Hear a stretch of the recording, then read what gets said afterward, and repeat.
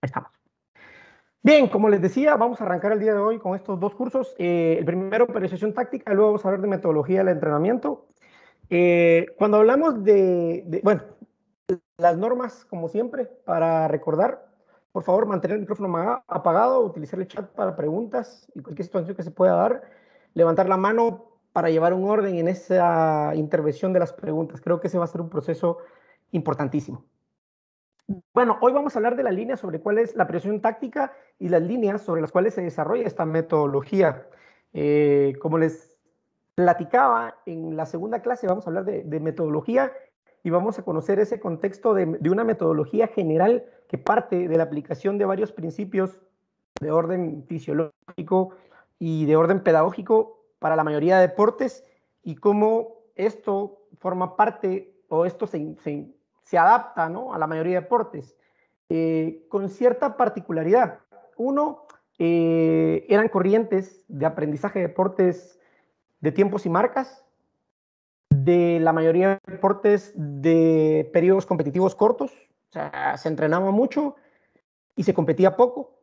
La competición duraba una semana, que eran las características que nosotros más o menos manejábamos. Y en la medida que el deporte ha ido evolucionando, ha cambiado la forma de competir, ¿no? O sea, las competiciones cada día se hacen más frecuentes y eso llega a crear cierta necesidad donde las corrientes de conocimiento que se tenían, pues dejan de ser válidas, ¿no? Y comienzan a buscarse nuevas formas o nuevos métodos de entrenamiento para buscar dar respuesta a esa demanda. El fin de la parte metodológica es la optimización del rendimiento deportivo, es tratar de que nosotros alcancemos el mejor rendimiento en el momento adecuado. Bajo ese concepto vamos a trabajar toda la parte metodológica. Y obviamente el fútbol comienza a ser un deporte de alta demanda, de una gran cantidad de competitividad. Y uno de los elementos interesantes era que nosotros empezábamos entrenando mucho o periodos muy largos de preparación para competir durante una semana. El fútbol rompe todo esto, donde se entrena poco y se compite ya en competiciones a largo plazo, donde hay que ir solventando etapas cada vez más complejas en la parte de la competición y adquiere un formato de temporada donde se realiza una serie de juegos, una fase de clasificación y una fase final. Anteriormente, pues únicamente una fase de clasificación y regularmente el campeón era el que mayor regularidad tenía. Y comienzan a darse un montón de modificaciones que dan una pauta para darse cuenta de que lo que existía como teoría general del entrenamiento deportivo, pues ya no se adaptaba a una realidad. Entonces, nace la periodización táctica después de varias, que obviamente tomando varias corrientes, y lo más interesante acá es utilizando el modelo de juego como tal, pero nace de unas corrientes de pensamiento muy profundas y muy interesantes. Entonces, vamos a ver unas cosas y vamos a compartir algunos videos que tienen que ver con este desarrollo. Bueno, referencias bibliográficas, a mí me gusta arrancar siempre de dónde saco de lo que tengo. Básicamente, yo he tenido acceso a varios libros que hablaran de periodización táctica. Creo que el libro que más, en su momento, más llamó la atención fue un libro de Mourinho que se llamaba ¿Por qué tantas victorias?, donde daba ciertos elementos de la periodización táctica, pero era básicamente una crítica a todas las corrientes de entrenamiento que existían. La forma deportiva, la preparación física, pasar de lo general, del periodo general al periodo específico, al periodo competitivo, y todos esos él los planteaba como mitos, ¿no? O sea, que en el fútbol eso no era necesario, que en el fútbol había una manera distinta de ver las cosas, pero la aportación del libro como tal, en cuanto a la metodología y al tipo de trabajo, pues era bastante breve, muy escueta, muy escasa, digamos, en cuanto a detalles, y la mayoría del libro pues buscaba como que derribar todas las cuestiones que se conocían a nivel de entrenamiento deportivo. Entonces, nace de ahí. Luego está un libro que también se llama Periodización Táctica, muy interesante, muy bueno, Y este libro de Julián Bertazo Tovar es uno de los libros que a mí pues me deja mucho más lleno, mucho más complacido. Se los voy a compartir. Está en portugués, en castellano no lo he podido encontrar, pero pues no hay traductor, a estas alturas pues no hay traductor que no te sirva para ir entendiendo ciertos conceptos que desde el portugués no se comprendan. Me encanta por varias cosas. Dice, una de las primeras frases que explica es, este libro no te hará ganar partidos de fútbol y campeonatos. Para ganar partidos de fútbol, los libros no sirven, o sea, la teoría no sirve. Solo sirven los jugadores y a veces ni siquiera ellos, si las circunstancias no ayudan. Entonces, la variable de optimizar el rendimiento siempre es compleja y en los deportes de situación, en los deportes de tiempos y marcas, eh, pero en los deportes de equipo es aún más, porque es compleja y dentro de los deportes de equipo, uno de los deportes más abiertos es el fútbol, ¿no? Por las características que tiene, el campo, las dimensiones, la cantidad de jugadores, la cantidad de interacciones que se pueden dar, el hecho que sea abierto, que exista clima, que es un montón de variables que se pueden dar, ¿no? Deportes como el baloncesto, el balonmano, deportes como el voleibol, que se trabajan bajo techo, tienen ciertas particularidades y ciertas características que los hacen un poquito más controlables. Entonces, les voy a compartir este libro y otros dos libros, que es básicamente lo que vamos a hablar acá, que se basa en la teoría, como les decía, de esta metodología, y vamos a irla explorando y vamos a irla desarrollando. Hay mucha información en Internet, hay bastante información, pero yo considero que es importante buscar las fuentes que sean más fidedignas, ¿no? En este caso, gente que ha escrito algo y que es interesante, que es importante. Y luego, pues viene la parte de la práctica y la experimentación en todo este proceso de desarrollo. Bueno, ¿qué es la periodización táctica? Vamos a comenzar conceptualizando qué es la periodización táctica. La periodización táctica es una metodología de entrenamiento que surge hace más de 30 años, promovido por un profesor de una universidad que también trabajaba en el área deportiva, el profesor Víctor Frade, cuando a través de experiencias que van ocurriendo comienza a cuestionarse las metodologías de entrenamiento existentes hasta el momento. Esas corrientes de metodología de entrenamiento venían influenciadas, como les decía, por deportes de prestación, deportes donde la resistencia, la fuerza, la velocidad son determinantes y el tipo que es más rápido, el que corre más rápido, pues es muy probable que gane en función de los tiempos y las marcas.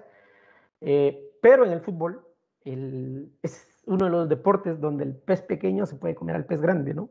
Y esa es una de las características. Entonces, comienza a entender la naturaleza del juego, comienza a evaluar que el fútbol y el juego pueden entenderse o no pueden dejarse únicamente desde un pensamiento científico, de un pensamiento. ¿Por qué? Porque la ciencia lo que hace es aislar, desarmar todo, ¿sí? Entonces, desarma un elemento, un sistema en partes para evaluar las partes y saber cómo funcionan.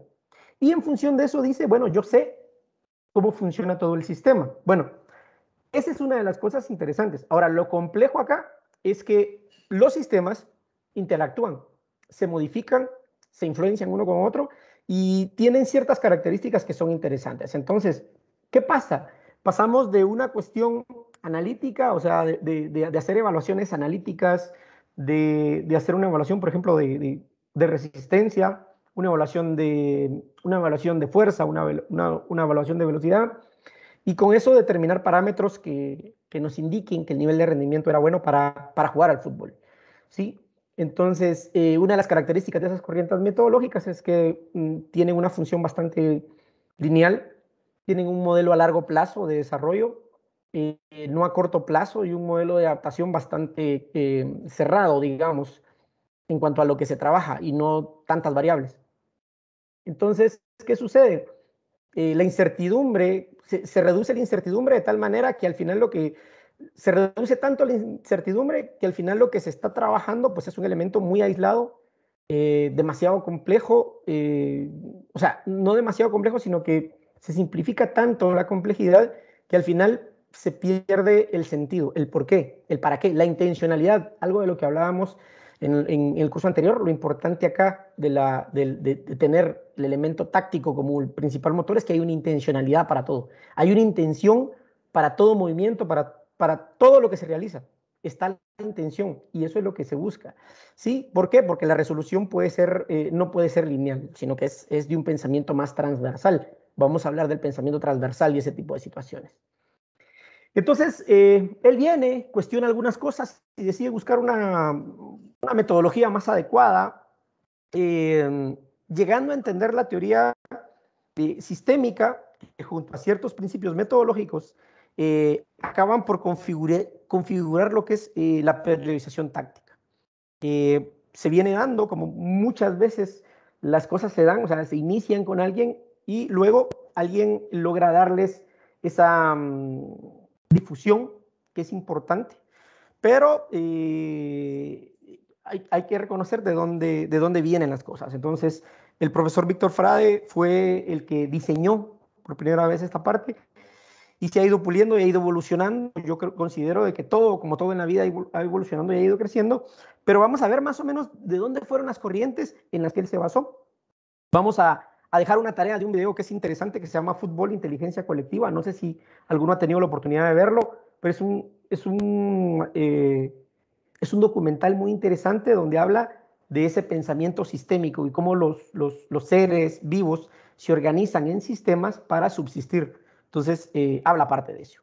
Entonces, una de las cosas de las cuales, uno de los fundamentos sobre los cuales se basa esta teoría, vienen de un neurocientífico muy conocido, portugués también, Antonio Damasio, donde habla de las teorías del aprendizaje. Una de las corrientes del aprendizaje que más influencia ha tenido que en nosotros, y en este caso nosotros como latinoamericanos, pues hemos crecido bajo una corriente cartesiana, ¿no? Perdón, de Descartes. En este sentido, Descartes fue un gran pensador y sentó una de las frases más conocidas a nivel de educación, que es pienso y luego existo. Y bajo esa demanda, nosotros hoy, como sociedad, consideramos, y esto es algo que lo platico mucho con la gente de la universidad, es de que la gente cree que los niños cuando están en un aula, sentados frente a un pizarrón, con un profesor que les dicta o que les pone algo que hacer, ellos tomando nota o con un cuaderno o resolviendo situaciones, están aprendiendo. Y que cuando esos niños salen a recreo o salen a una clase de deporte o actividad física, dejan de aprender y andan recreándose, o sea, andan simplemente recreándose, ¿no? Entonces, esa corriente lo que nos da es que la parte de la razón es la que determina un montón de situaciones en el accionar del ser humano y es la forma en la que hemos aprendido. Bueno, pues Antonio Damasio escribió un libro muy interesante que se llama El error de Descartes. Y este libro, donde habla del error de Descartes, plantea de que al interactuar, al accionar, al movernos, al correr, al comunicarnos, estamos aprendiendo. Estamos desarrollando patrones de aprendizaje. Y es una forma de aprender mucho más interactiva. Y se dan varias situaciones que están. Entonces, ¿qué pasa? Nosotros estamos aprendiendo, o el niño que sale de ese formato de aula y se va a jugar, sigue aprendiendo, pero no de una manera estructurada y lineal como lo hace cuando llega y bueno, y tiene su plan de clase y desarrolla todo lo que va a hacer en la clase, sino que está desarrollando otro tipo de situaciones. ¿Qué es lo interesante acá? Que las conclusiones las va sacando el mismo niño. El mismo niño va comprendiendo todo ese tipo de situaciones, ¿ya? Entonces, en ese proceso de desarrollo sabe con quién asociarse. Una de las cosas más interesantes que dice uno, hay una anécdota interesante con un entrenador y dice, miren, los niños son los mejores eligiendo. Si pones a un grupo de niños a armar dos equipos, siempre van a escoger a los mejores, a los que juegan mejor. Así son los niños, ¿no? Entonces, algo tiene, ¿no? Algo de lógica tiene, ¿no? Entonces los niños son bien, puede parecer simplista la propuesta, pero al final es interesante y es profunda. Y es parte de lo que Antonio Damasio plantea, que haciendo nosotros aprendemos, pero como ese aprender es inconsciente, no somos conscientes, pero creamos hábitos. Y habla de algunos elementos interesantes que vamos a ver. Entonces René Descartes, el padre del racionalismo, habla de que primero hay que pensar y después ejecutar. Bajo esa premisa, nosotros conocimos esas metodologías donde, bueno, al principio era, por ejemplo, cuando se decía que se trabajaba lo táctico en el fútbol, pues eran movimientos sin balón, muy esquematizados, muy coordinados, pero sin una intención, sin un objetivo como tal. ¿Por qué? Porque el objetivo era racionalizar los movimientos, comprenderlos y después llevarlos a la automatización. ¿Qué sucedía? Que en ese procedimiento había que repetir una gran cantidad de veces las situaciones para que llegaran a asimilarse, ¿sí? Para llegar a crear ese hábito. Descartes plantea de que el hábito se crea de manera inconsciente. Y bajo eso, esta metodología tiene un elemento interesante, ¿sí? Entonces, Antonio Damasio plantea este elemento y vamos a entender de que ese modelo de Descartes eh, ha realmente influido mucho en nuestro modelo de educación, en nuestro modelo de aprendizaje y en el modelo de aprendizaje también, en este caso, del fútbol. Eh, ¿Por qué? Porque separaban las cosas y de esa manera se da. Eh, el todo no es únicamente la adición de las partes, es algo más. Entender el todo de un sistema complejo es entender al niño desde su contexto, entender que dentro de su casa tiene cierta influencia, que el entorno de sus amigos va teniendo influencia en él, que muchos de su alimentación, el tiempo que pasa jugando, moviéndose, tiene y crea condiciones para que él se desarrolle. Bueno, acá es exactamente igual. ¿Sí? No creer que porque un niño aprende, memoriza, ya es un genio. No, hay muchas cosas. Hay otra teoría también que es interesante, que se basa en esto, que es una teoría que habla de las inteligencias múltiples, ¿sí? Que hay muchas inteligencias. Nosotros, desde esta cultura o esta corriente de Descartes, del racionalismo, nosotros creemos que el inteligente es el que es bueno para la mate, el que es bueno para la escritura y para las ciencias naturales. Entonces, esa persona se consideraba inteligente. Luego de esta teoría de las inteligencias múltiples, entendemos de que una persona que sabe manipular objetos es muy inteligente, o sea, que tiene una inteligencia eh, motriz y es considerado inteligente, una inteligencia para relacionarnos e interactuar con el medio, que también es otro tipo de inteligencia. Y todas estas corrientes, bueno, van haciendo mella bueno, y hacen cuestionar esas metodologías tradicionales de trabajo que nos hemos desarrollado, que hemos encontrado, ¿no? Luego viene otro elemento que es interesante, que es un libro que escribió Daniel Kahneman, que es un premio Nobel, que se llama Pensar rápido y pensar despacio. Y habla de que tenemos dos sistemas de pensamiento. El lento, el que procesamos, el consciente, y el rápido, que es inconsciente. Aquí lo interesante es que al entender estos dos momentos, vamos dándonos cuenta que la inteligencia que necesitamos desarrollar en nuestros deportistas es una inteligencia donde hay que pensar rápido por la velocidad de resolución de problemas y la cantidad de problemas que se nos plantean. Entonces, bajo estas corrientes se toman estos elementos sistémicos de trabajo donde el inconsciente puede desarrollar muchas cosas, pero como no lo entendemos y no lo comprendemos, no lo podemos determinar, pues creamos ciertas pautas o creamos cierto contexto o cierto ambiente para que la persona se vaya desarrollando. Tiene la capacidad de desarrollarse. Entonces, les voy a compartir dos videos. Uno, donde habla del error de Descartes y cuál es la teoría y en qué se basa, porque es algo muy interesante. Y el otro es el que está basado en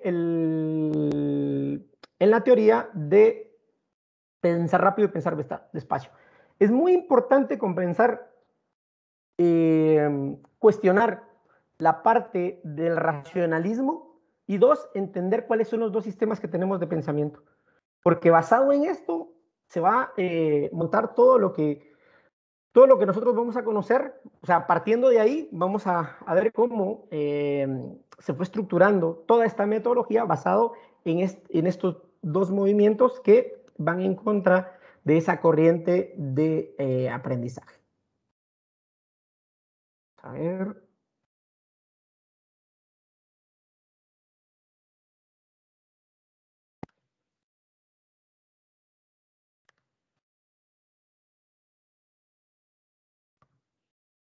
Abrir el sonido para que no tengamos problema, como la otra vez. Bien, ¿listo? Les dejo el primer video acerca del error de Descartes. El error de Descartes, un libro escrito por Antonio Damasio que explora la relación entre el cerebro, la razón y las emociones. En 1848, Phineas Gage era un empleado ferroviario experto en explosiones en rocas. Un día, por distracción, una barra de hierro se disparó hacia su cara, penetró por su mejilla hasta la parte superior del cráneo y aterrizó a varios metros, cubierta de sangre y pedazos de su cerebro. Milagrosamente sobrevivió, y aunque podía caminar, hablar y utilizar sus manos, sus amigos notaron que ya no era el mismo, pues sus emociones. Era errático, irreverente, impaciente y actuaba como un cerebro sin autocontrol. El accidente fue una prefrontal. No sé si es mi internet, pero no se escucha bien. En nuestro caso, un paciente que carecía de... Lick, buenas noches, disculpe, casi no se escucha. ¿No se escucha, Lick? Bien, se escucha bien. Yo lo escucho. Es que yo creo que no se escucha porque alguien tiene encendido el micrófono. Eso sería bueno y que obviamente va a depender mucho de la velocidad. Igual se los voy a compartir porque creo que es importante. Que pero hay algunos con daño en conceptos esta corteza que necesito que agarremos todo acá. Y aversos al Así riesgo, tomaban decisiones perjudiciales para el futuro, incluso si el experimento se repetía. La corteza prefrontal es una franja de materia gris de varios milímetros de espesor ubicada en la parte frontal del cerebro, encima de las órbitas oculares. Juega un papel especial entre los diversos sistemas del cerebro, recibiendo señales de todas sus regiones sensoriales, incluidas las zonas que supervisan los estados presentes y pasados del cuerpo. Las áreas bioreguladoras del cerebro también envían señales a esta corteza, como las que regulan los neurotransmisores. También participa en clasificar las experiencias como buenas o malas para el organismo y está conectada a los sistemas que controlan las respuestas motoras y psíquicas, es decir, que nos permite razonar acerca de situaciones personales. La emoción, los sentimientos y la regulación biológica juegan un papel en la racionalidad. El cuerpo aporta mucho más al cerebro que el mantenimiento de la vida y efectos modulantes. La evolución es austera y realiza ajustes, de modo que en un principio somos y solo después pensamos, pues la capacidad de pensar es consecuencia de las estructuras y operaciones del ser. De hecho, la mayoría de las acciones ordenadas por el cerebro no son resultado de la reflexión. El razonamiento consiste fundamentalmente en decidir entre alternativas. Para eso, el cerebro acude a conocimientos, reales e hipotéticos, sobre el mundo externo, experiencias pasadas y al estado actual del cuerpo. Posteriormente, considera las opciones, ordena y clasifica las posibilidades según criterios, tomando en cuenta las consecuencias. Este tipo de razonamiento, aunque similar a la deliberación consciente, puede ocurrir fuera del plano de la conciencia, resultando sencillamente en un instinto visceral que nos lleva a elegir una alternativa. Aunque ocurre con frecuencia en un segundo plano, es esencial para el ser humano. El término marcador somático proviene de la palabra griega soma, que significa cuerpo. Los sentimientos que nos permiten tomar decisiones son corporales. Solemos sentir las emociones instintivamente y generalmente asociadas a un estado del cuerpo. De hecho, pareciera existir mayor variedad de emociones negativas que positivas, y el cerebro emplea diferentes sistemas y estrategias para manejarlas. Lo llamamos marcador porque indica que el sentimiento instintivo marca la alternativa elegida, matizándola con un tinte emocional para que destaque. No son suficientes por sí solos para la toma de decisiones, ya que funcionan junto a otras formas de razonamiento conscientes. Sin embargo, son necesarios para la toma de decisiones basada en criterios.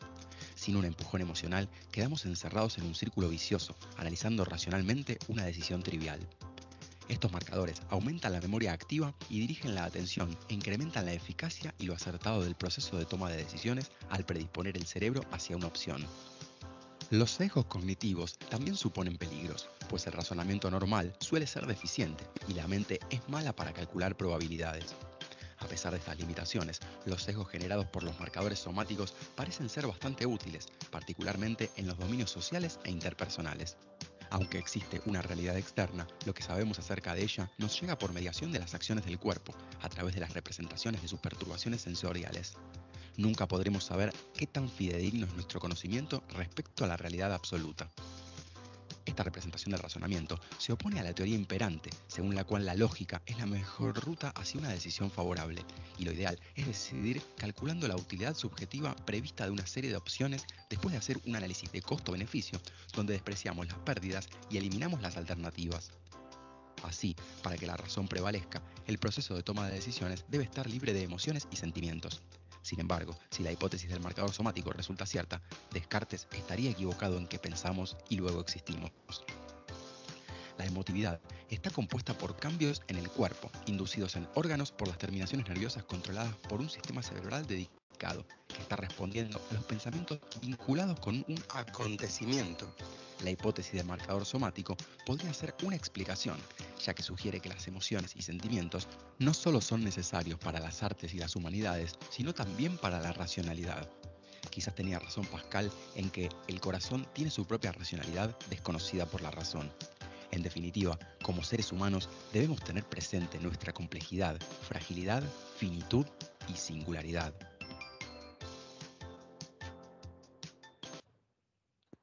Bien, un elemento interesante acá, y quiero que por favor tomen nota de esto, que son partes interesantes, es primero, ¿qué es un marcador somático? ¿Qué es un marcador somático? Ese es un elemento importante dentro de esta aportación. ¿Por qué? Porque nos explica que el marcador somático es lo que el cuerpo percibe cosas que el cerebro a una velocidad determinada no es capaz de percibir, ¿sí? Por ejemplo, el temor viene dado por ciertas sensaciones que nosotros vamos percibiendo, ¿no? Se nos enfrían las manos, percibimos algo y nuestra racionalidad todavía no nos dice qué es, ¿ya? ¿Qué sucede? Evolucionamos conociendo y comprendiendo ciertas situaciones. Por ejemplo, imagínense que el ser humano necesitaba cazar para comer antes. Salía a cazar y encontraba un lugar. En ese lugar determinaba ciertos aspectos del entorno y se encontraba con una manada de hienas, por ejemplo, ¿sí? O animales muy peligrosos. Entonces, eso lo que le da al ser humano, o lo que le daba, era un marcador somático, o sea, la posibilidad de entender ese ambiente y decir, oh, esto es una cuestión de peligro, necesito alejarme de acá. Entonces, la emoción que se vincula a una situación es la que determina muchos elementos.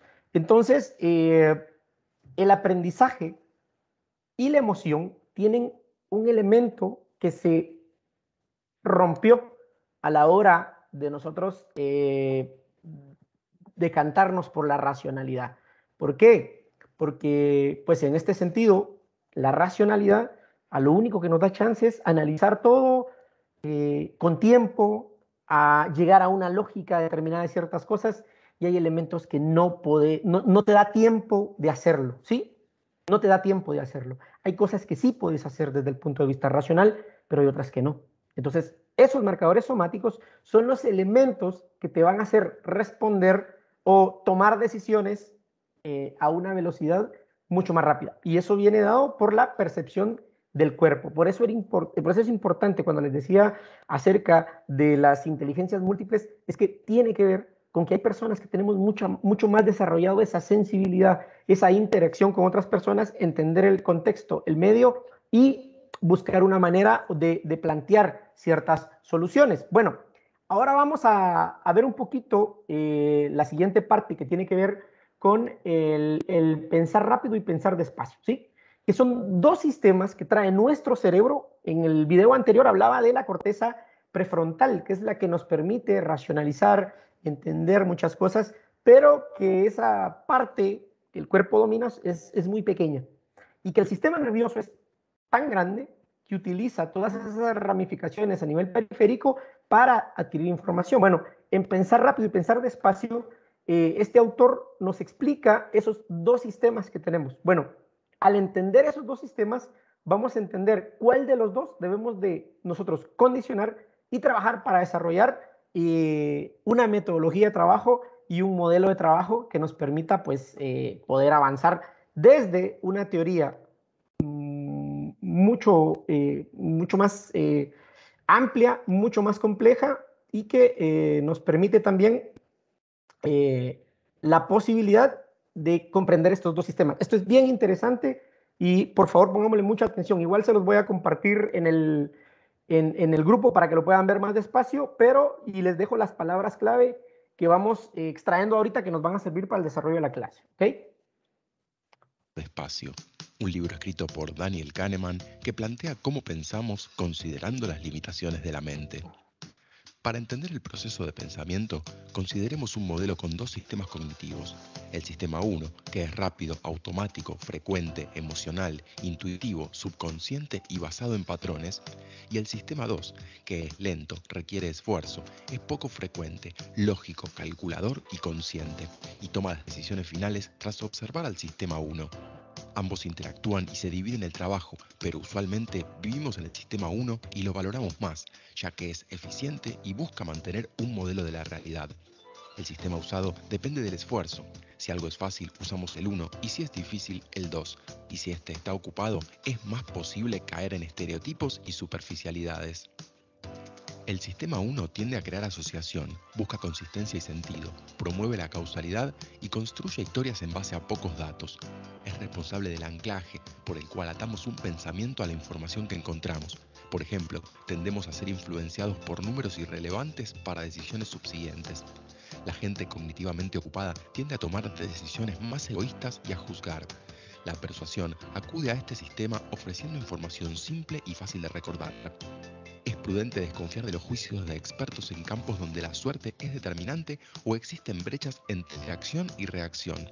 Sus respuestas rápidas a preguntas difíciles hacen que nuestro sistema 2 no pueda detectar inconsistencias. La verdadera pericia se apoya en la habilidad, el feedback y la práctica.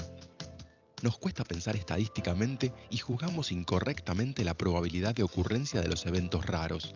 La teoría económica asume que el hombre es racional y actúa como econ, pero no tiene en cuenta los sesgos cognitivos que nos hacen actuar como humanos.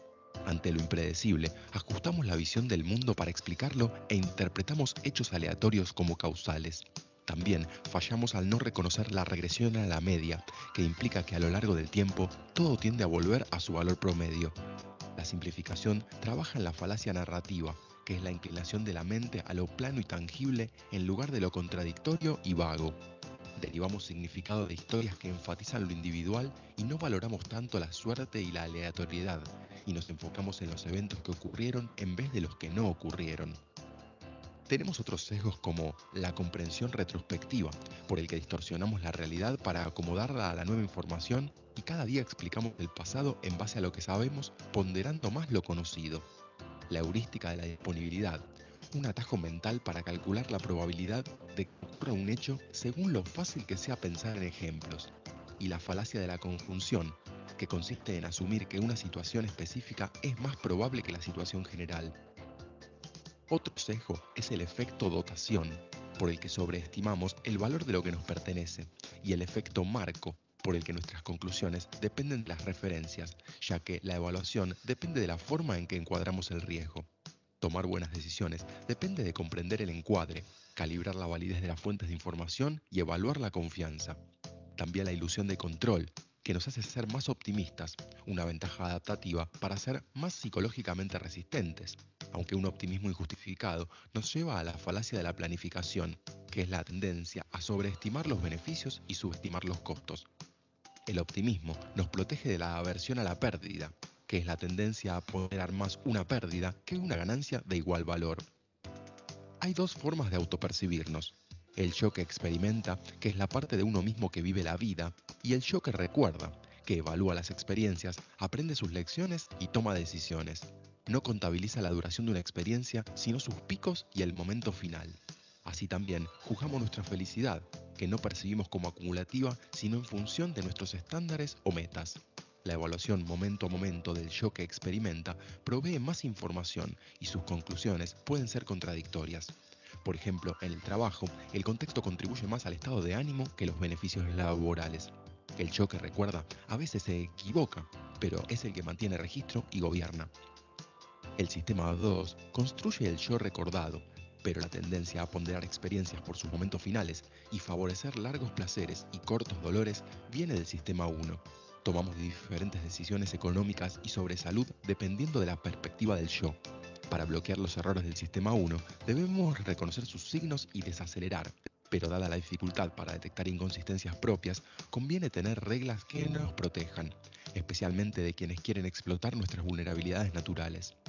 Generamos autoconfianza cuando la historia que nos contamos a nosotros mismos llega fácilmente a nuestra mente y sin contradicciones, pero esto no la hace verdadera. Aquello a lo que le prestamos atención define nuestro estado de ánimo. El ocio activo, como la actividad física o pasar tiempo con amigos, satisfacen más que el ocio pasivo, como mirar televisión. Quizás no podamos cambiar una situación, pero podemos cambiar en qué nos enfocamos y cómo utilizamos el tiempo. El foco define la importancia. Nada es tan importante como aquello que creemos que lo es cuando estamos pensando en eso.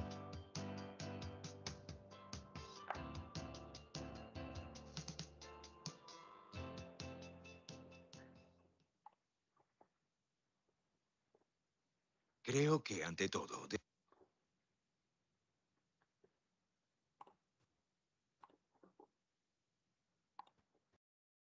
Bien, algunos elementos interesantes de toda esta teoría de pensar rápido y pensar despacio es que aporta algo que para nosotros es bien sencillo, ¿no? El hecho de que entender de que tenemos dos sistemas para evaluar, para tener retroalimentación y para tomar decisiones. Uno es lento, nos da chance de organizar. Supongamos de que yo, por ejemplo, quisiera adquirir un vehículo nuevo.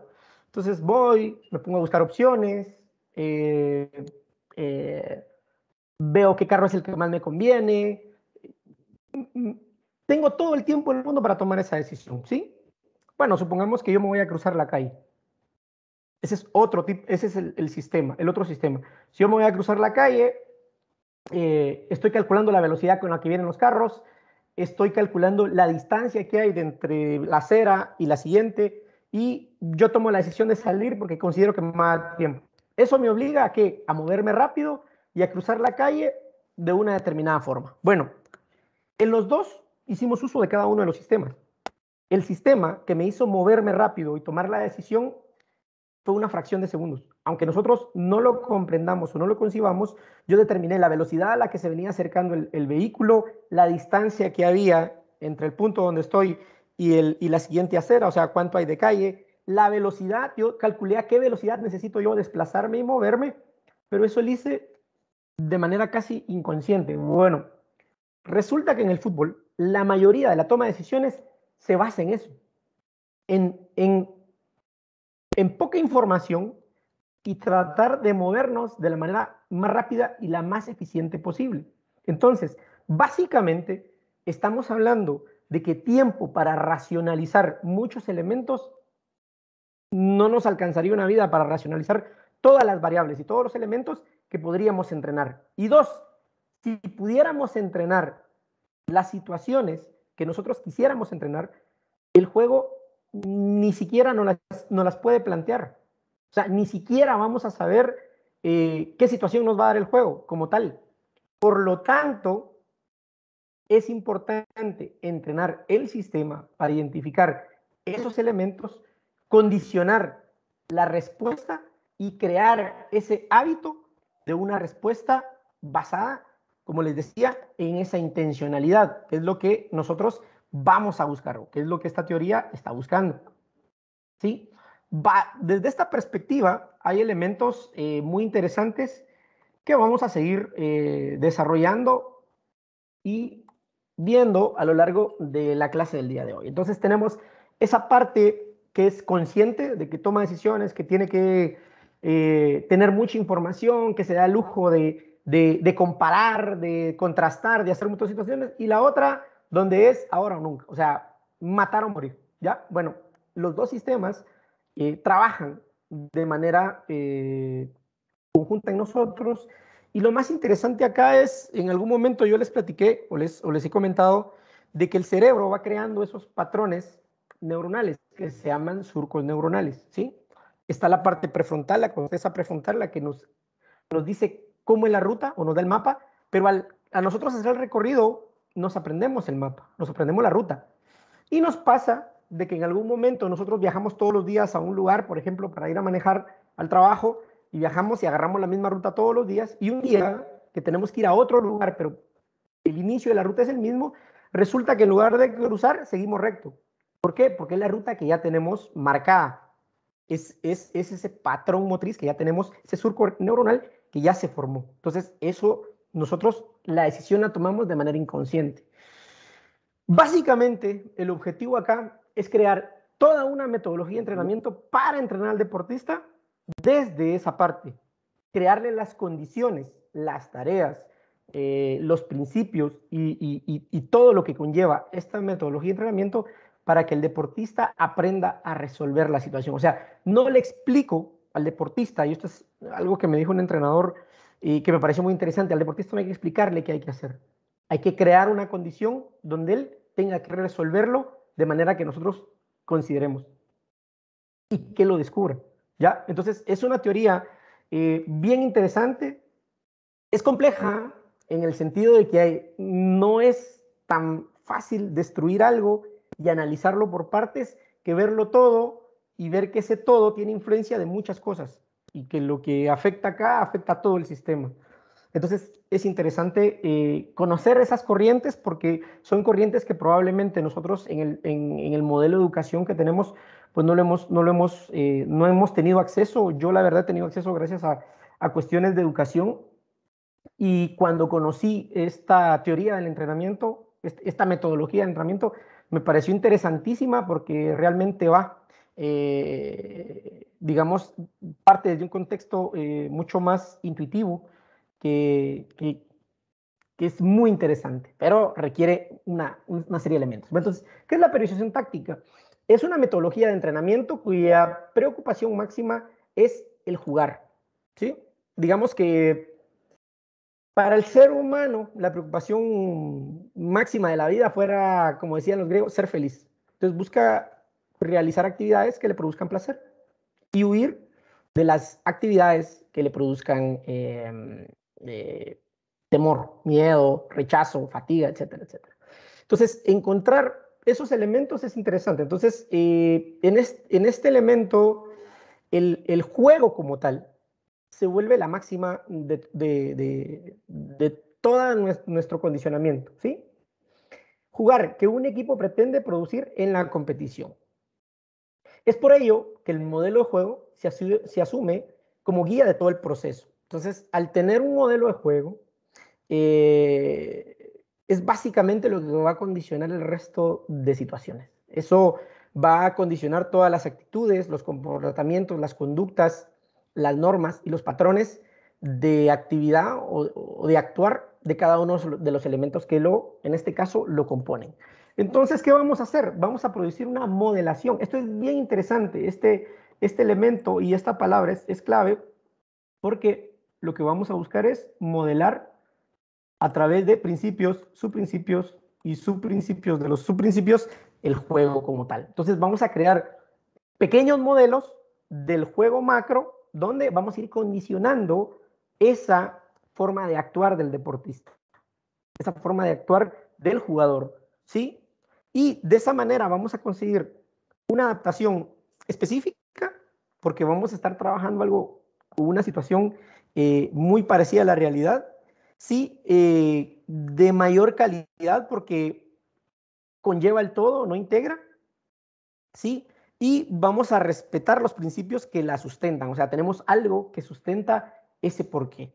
Entonces, el modelo de juego es la idea que el director, en este caso el entrenador, el director técnico, tiene de cómo debe de ser el juego, o cómo se debería de realizar el juego desde su perspectiva, desde la idea, ¿sí?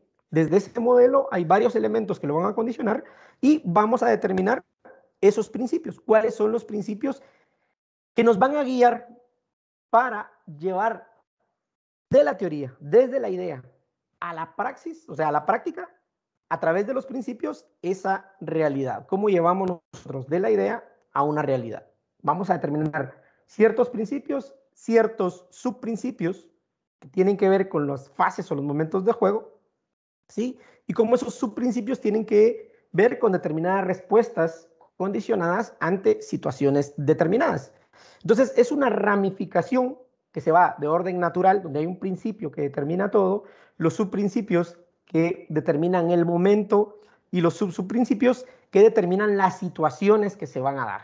Entonces, bajo esto, cuando hablemos ya, desarrollemos ya la parte teórica del modelo, de los principios y del morfociclo, que son los tres elementos que básicamente estructuran esta metodología, pues vamos a hablar de una manera mucho más profunda de cada uno. Pero su estructura se basa en eso, ¿sí?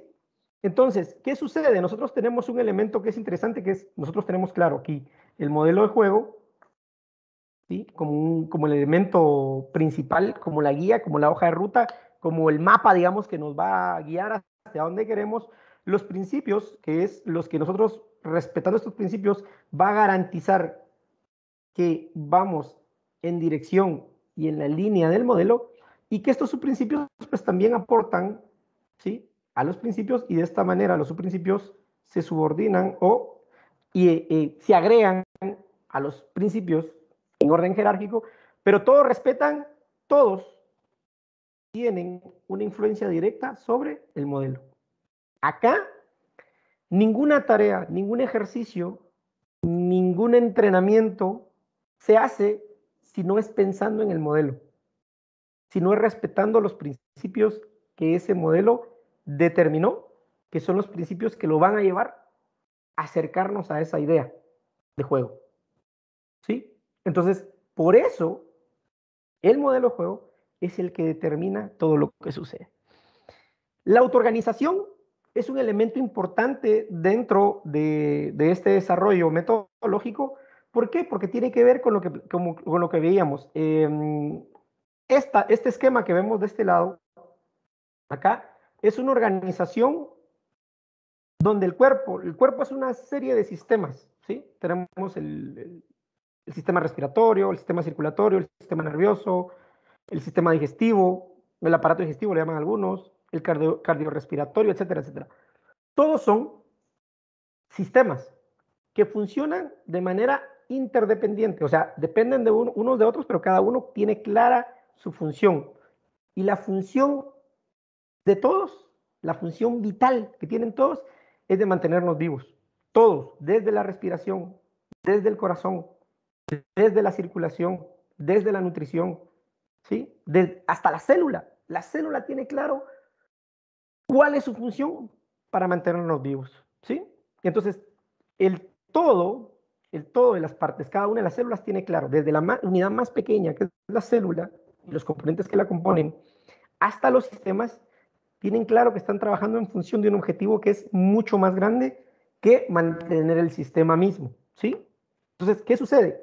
El entorno determina la respuesta, como lo planteaba en la teoría, el error de Descartes, ¿sí? Que muchas veces es el entorno el que determina esos cambios. Crea una organización jerárquica, ¿sí? ¿Por qué? Porque va a detectar en lo que el cerebro entiende como estados de emergencia. O sea, o me muevo o me pasa algo, ¿sí? Entonces, o me muevo o algo sucede. Y obviamente, este sistema intuitivo va a buscar hacer lo necesario para que la situación pase. Entonces, ese estado de emergencia que activamos en nosotros, en el deportista o en cualquier situación que planteemos, lo condiciona a mantenerse en ese estado de respuesta, ¿sí? O sea, el cazador siempre va a estar alerta, va a tener un enfoque, va a saber en qué momento atacar su presa, con qué estrategia y todo ese tipo de situaciones. ¿Por qué? Porque es cazador, está en un estado de emergencia, él también se está arriesgando, ¿sí?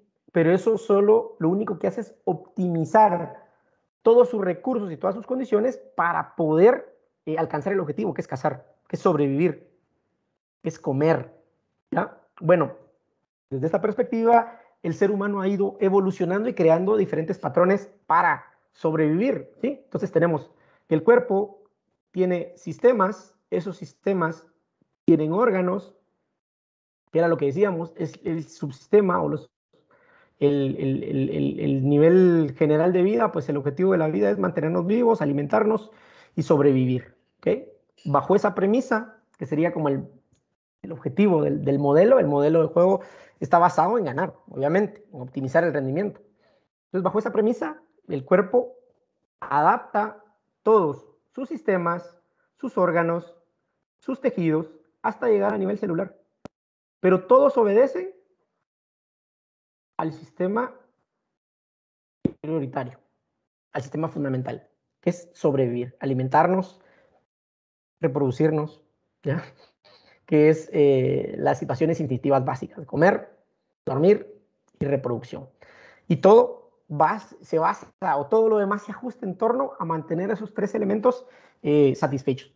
¿Ya? Ese estado de emergencia nos hace desarrollar estrategias tácticas para buscar eso. Entonces, es una situación donde el entorno condiciona y todo se autorregula, ¿sí? Esto se autorregula, como decíamos, el feedback, se autorregula la célula autorregula los tejidos influencian en los órganos al sistema, ¿ya? Para plantear una respuesta clara a ese sistema de emergencia. Bueno, el modelo acá, en este caso, que se plantea dentro de la periodización táctica es exactamente igual.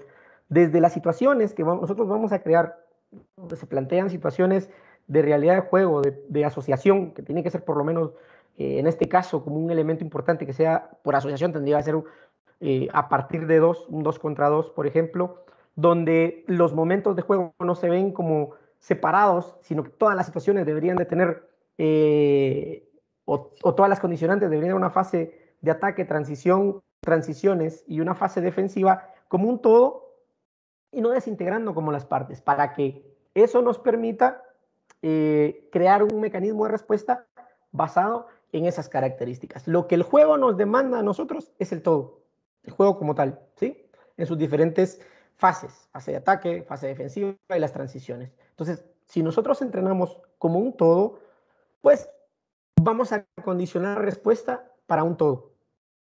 Esta teoría, esta metodología se basa en eso. Y como vamos a ver en algunos elementos, en el documental que les voy a dejar como tarea el día de hoy, habla precisamente cómo un sistema se autorregula. Por ejemplo, los bancos de peces, las aves se autoorganizan para buscar la optimización. Un equipo de fútbol se autoorganiza para buscar la optimización, o sea, para alcanzar el logro, el éxito. ¿Por qué? Porque las condiciones lo obligan a adaptarse. Entonces, el entrenamiento se va a basar en crear las condiciones bajo la idea clara, bajo el modelo, y esas pautas, esos principios, nos van a dar la posibilidad de desarrollar todo este sistema. Entonces, en la naturaleza, a través de la evolución lo hemos encontrado. O sea, los bancos de peces son un sistema funcional, tienen una inteligencia colectiva, como lo plantea, pero los peces no tienen una parte racional, sin embargo se organizan para sobrevivir. Las manadas de la misma manera, o sea, tienen una razón de ser el hecho de estar agrupados ante un acoso y son respuestas instintivas ante la amenaza, ¿sí? Entonces, ¿qué pasa en una situación defensiva? ¡Pum! El equipo se agrupa, ¿sí? En una situación ofensiva el equipo amplía, ¿ya? Y esas situaciones que nosotros vemos están planteadas desde lo que planteaba plantea Antonio Damasio como los marcadores somáticos, o sea, cómo ese estado de emergencia se activa. Bueno, estoy en una situación de ataque, boom, y todo mi movimiento y todas mis condiciones y todo lo que yo me voy a desplegar está en función de esa situación. Luego cambia y mi adaptación tiene que ser inmediata, ¿sí? La autoorganización es inmediata para crear, para solventar la situación en la cual yo estoy pasando ahora, que en este caso sería una fase defensiva, ¿ya?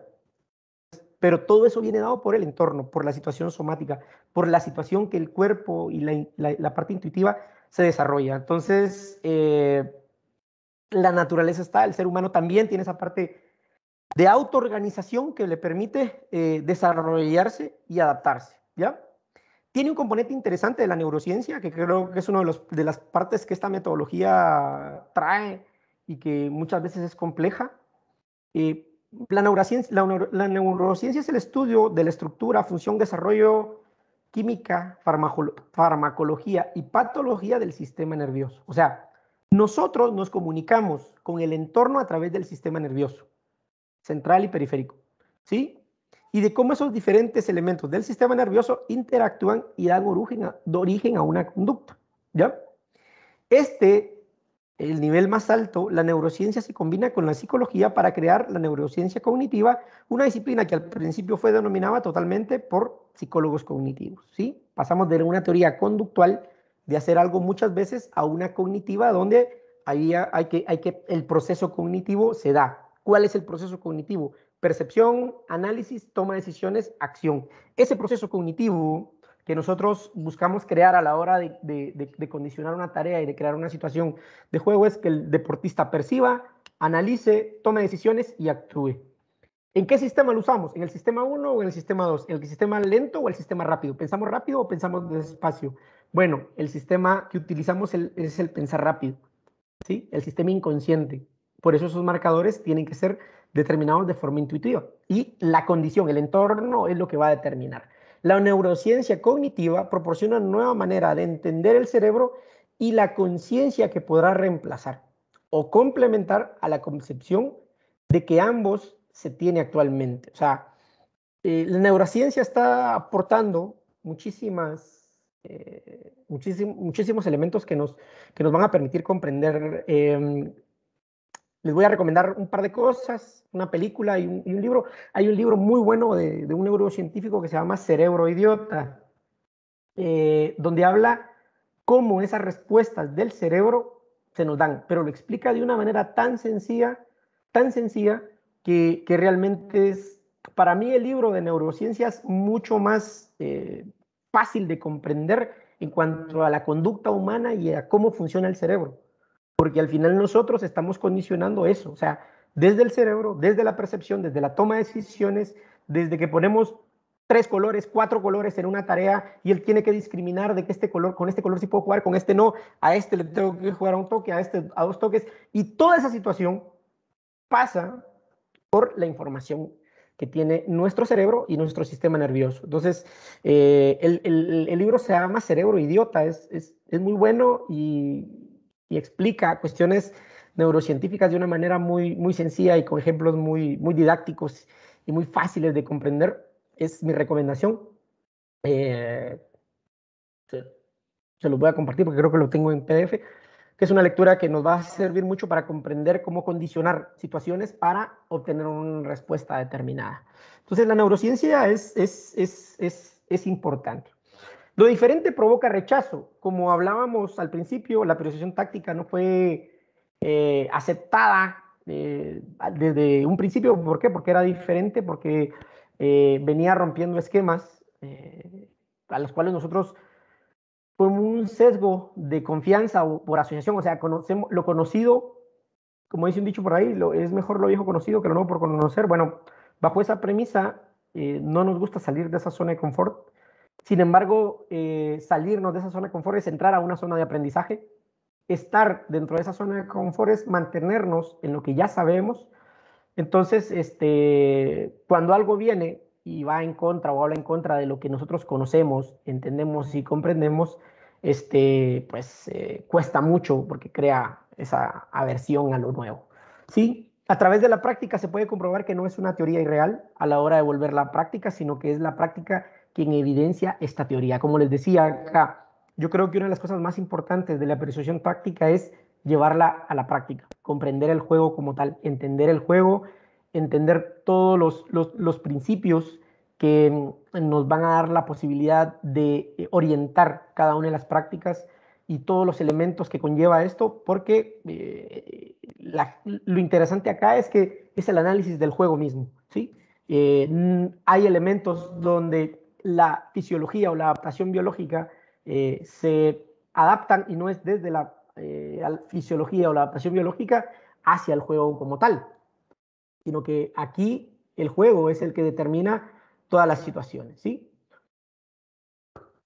El equipo de fútbol es un sistema abierto, adaptativo y homeostático. Que es abierto, que tiene muchas soluciones para un problema, se puede solucionar de muchas maneras diferentes.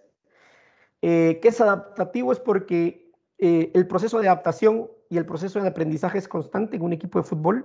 Son dos principios que yo siempre remarco y les digo, el deportista tiene que estar acostumbrado a aprender, adaptarse constantemente a un aprendizaje constante, y dos, adaptarse desde el punto de vista físico, fisiológico, ¿no? Pues se tiene que adaptar. Todos los órganos y sistemas se adaptan para condicionar desde el sistema nervioso hasta todo lo que eso conlleva, ¿sí? Y homeostático, ¿por qué? Porque busca ese equilibrio, ese balance, ¿no? Para poder sobrellevarlo.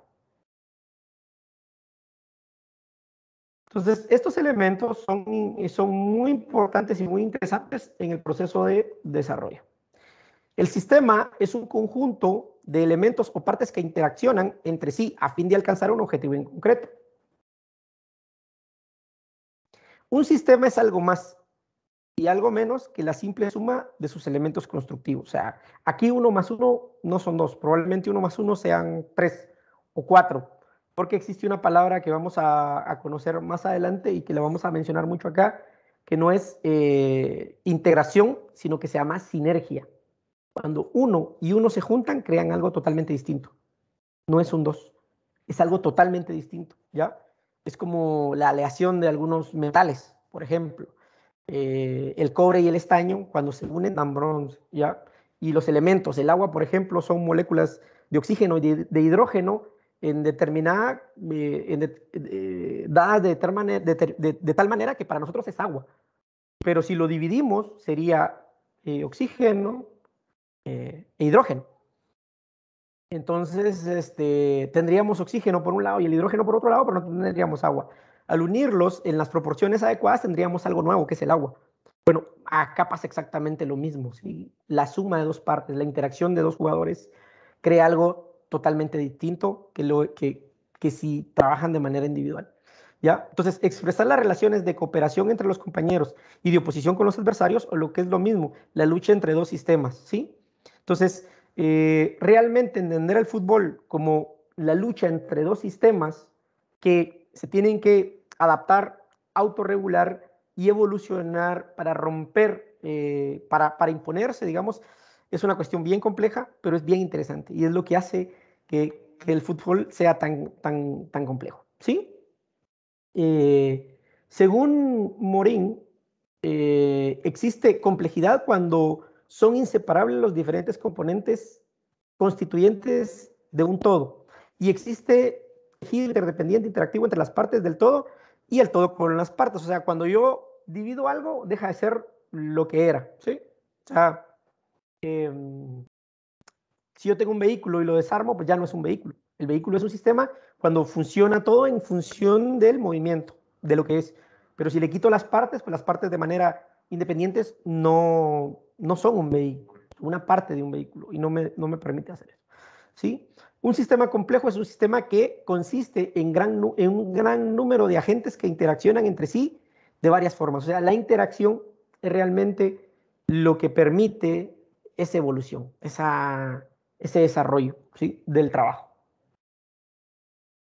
A ver.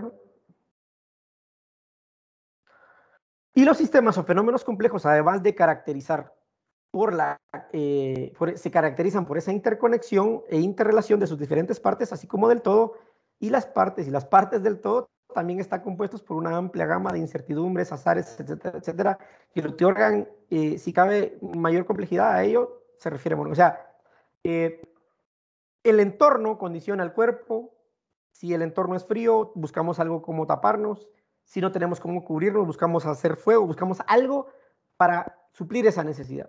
Si el cuerpo no lo encuentra, comienza a temblar. ¿Para qué? Para producir calor. Eso lo hace de manera inconsciente. Entonces, ¿cómo la célula sabe qué es lo que tiene que hacer para producir calor? Porque el entorno lo está condicionando. Hay una respuesta, hay una interacción entre el entorno y la célula. La célula que conforman los tejidos que conforman los sistemas y los sistemas que conforman el cuerpo. Entonces, es una interacción entre todo ese sistema lo que permite que se alcance esa homeostasis o ese equilibrio o ese balance para la subsistencia, para el desarrollo. ¿Okay? El fútbol, el juego de un equipo produce entonces un fenómeno complejo, ya que se constituye por diversos componentes: táctico, técnico, físico, psicológico, estratégico, en algunas ocasiones momentos, en el momento ofensivo y defensivo, en sus transiciones, pero que forman parte de un todo como tal y que no pueden darse de manera aislada. O sea, no construimos el fútbol trabajando una fase de un momento de ataque, un momento de defensa, y después los unimos y eso es fútbol. No, trabajamos los dos momentos, ¿sí? Y vamos a condicionar uno de los dos, pero trabajamos los dos momentos para desarrollar, ¿sí? Entonces, esa interés incrementable del juego es importante, no solo por ello, sino que porque se componen de una gran cantidad de elementos relativamente idénticos. Hablábamos en el análisis de juego de que una de las características importantes era ese momento de la transición de ofensiva a la fase defensiva, y que gran cantidad de situaciones se dan en esa fase de organización, de autorregulación y autoorganización, porque es un momento complejo de organización. Entonces, esa autoorganización es importante. Si se trabaja de manera aislada, pues pasaría algo, lo que algunos autores de entrenamiento hablan de que la transición, por ejemplo, nace en algunos deportes como el balonmano, donde después de hacer un gol, el equipo se repliega y espera, ¿sí? Pero hoy un equipo pierde el balón en el lado ofensivo, en el lado del rival, y ahí mismo hace la presión de manera inmediata. O sea, no se repliega para entrar al momento defensivo y esperar a que pase. La evolución nos ha llevado a reducir ese tiempo, a tratar de provocar y recuperar nuevamente esa situación. Pero eso lo vuelve un todo, lo vuelve un momento como un todo. Entonces, es bien interesante ver toda esa parte, y ya cuando entremos a la parte técnica, pues obviamente vamos a ir viendo cada una de esas situaciones. La palabra es integración o sinergia. En la periodización táctica no existe ese orden de divisiones del objeto. O sea, la integración es 1 más 1, integro esto y armo algo diferente. La sinergia es esto más esto, crea algo nuevo, ¿sí? Entonces, más que una teoría de divisiones, la periodización táctica es una teoría de sinergias.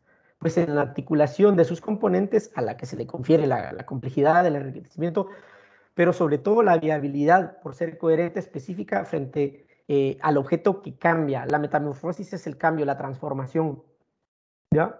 Y eso es lo que a eso es lo que nos referimos cuando hablamos de sinergias. Entonces, tenemos toda la configuración del modelo y, como decíamos, el primer elemento es evitar el gol y el segundo, pues, hacer goles, ¿ya? Y bajo esa premisa van a haber un montón de situaciones que se van a dar de manera organizada, de manera condicionada, bajo ciertas pautas, bajo ciertos parámetros, ciertos principios que nos van a dar la posibilidad de alcanzar el objetivo que nos hemos planteado. Determinismo. ¿Por qué el determinismo? Porque es una doctrina filosófica que sostiene que todo está condicionado, todo acontecimiento físico, incluso el pensamiento y las acciones humanas, están casualmente determinadas por la irrompible cadena de causa y efecto, causa-consecuencia. Y por tanto, el actual, en algún sentido, el futuro. O sea, lo que hoy hacemos en ataque va a determinar nuestra forma de defender, ¿sí? Entonces, está determinado. Y son elementos que se agregan a esta teoría. La causalidad determina es la relación que se establece entre la causa y el efecto, y se puede hablar de esa relación entre acontecimientos, procesos, regularidad de los fenómenos y la producción de algo. No existe una única definición. Esto es bien importante, comúnmente aceptada del término causa, ¿sí? La estructura o la línea sobre la cual se desarrolla, como decíamos, parte del modelo, de la idea. ¿Cuál es la idea? ¿Y cómo vamos a llevar? Para eso necesitamos una serie de principios que vayan alineados a el modelo o la idea. Y una estructura temporal, que en este caso se llama morfociclo, que nos va a dar la posibilidad de colocar estos elementos, ¿sí?, de la idea, estos principios, de una forma ordenada y coherente para construir y pasar de la idea a la realidad. Es lo que este elemento, esta metodología busca. Es una interacción. Tener siempre presente el modelo, tener siempre presente los principios y respetar esa estructura temporal que es la periodización, la semana de entrenamiento, el morfociclo patrón que nos va a permitir ir construyendo, ¿ya? El modelo de juego tiene relación con va a tener relación con la cultura del país, con la historia del club, con los objetivos del club, la idea de juego del entrenador, las características y el nivel de los jugadores que participen y sean parte de ello, ¿sí? Aquí lo importante es jugar siempre con una intención que caracterice el aquí y ahora. O sea, esa intención va a determinar lo que hago aquí y ahora, en este momento de juego, basado en la intención que se tiene y la reflexión que nos permite evolucionar, ¿ya? Y respondiendo a esos mecanismos biológicos del placer y del temor. O sea, estos marcadores somáticos de los cuales hablábamos nos van a dar el placer. Cuando una tarea tiene el logro y esa parte competitiva, nos da ese sentido el placer o el temor de perder.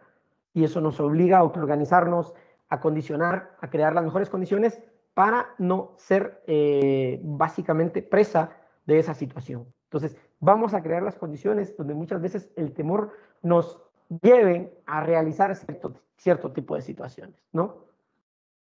Y esta es la recomendación que les quiero dar de una serie, no sé si la han visto, se llama Un Juego de Caballeros, está en Netflix, y habla de los orígenes del fútbol como tal. Da ciertas pautas y es bien interesante, a mí me gusta un montón, porque plantea cómo cada uno va tomando estrategias distintas de una manera muy autoorganizada. ¿Por qué? Porque no existe la figura del entrenador en esos momentos, no existe la figura del entrenador. Son 11 jugadores contra 11 que van buscando la manera de imponerse, de ver cómo se autoorganizan y qué estrategias utilizan para ganarle al rival. Los 11 jugadores, ¿ya? Pero no existe una figura del entrenador como tal. Entonces da ciertas pautas de lo que nos dice que al final el deportista, el jugador, se va autoorganizando, va creando las condiciones y va encontrando o cambiando o determinando la situación del juego para poderla plasmar de manera tal que garantice el éxito, en este caso, de la competición. Entonces, esta es mi recomendación para el día de hoy. La tarea que les voy a dejar, se las voy a enviar aquí por el grupo de WhatsApp. Es un documental que se llama Fútbol, Inteligencia Colectiva. Y habla de que cómo condicionar esos principios permite que un colectivo funcione de manera eficiente. Teniendo claros esos elementos, un colectivo, fútbol y otros sistemas que ellos plantean ahí, logran funcionar de forma eficiente. Eso nos va a dar la posibilidad de entender cómo, teniendo la idea clara y teniendo los principios claros, el sistema se hace funcional, ¿ya? Eso es lo que espero yo que podamos ir comprendiendo con el análisis de este documental, y mi recomendación es, si pueden ver esta serie y tienen tiempo, véanla, porque la verdad que está bastante buena. Bien, yo creo que ya me pasé acá en esta clase. Así que, como vamos a seguir, si quieren, tomamos 5 minutitos para tomar un poquito de agua y regresamos con la siguiente clase. Voy a terminar esta para que se grabe y quede marcada y entramos a la siguiente para cambiar. Estamos 5 minutos y arrancamos. Listo, listo. Nítido. Pregunta, Cualquier duda, pregunta, profe. resolvemos a